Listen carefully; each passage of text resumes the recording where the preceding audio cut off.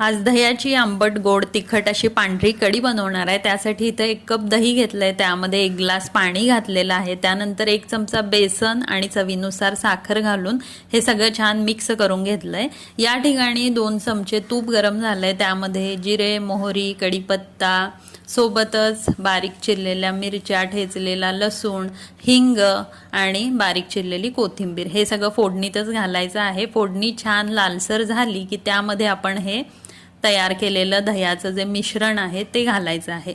तर अशी कढी जी आहे ती करून बघा, गरम गरम भातासोबत खूप छान लागते। रोजच आमटी किंवा रसाभाजीचा कंटाळा आला की अशी साधी गरमागरम कढी आणि भात करून खा, तुम्हाला खूप आवडेल। तर आता मीठ जे आहे ते या कढीला उखळी आल्यानंतर घालायचं आहे, नाहीतर कढी जी आहे ती फुटते।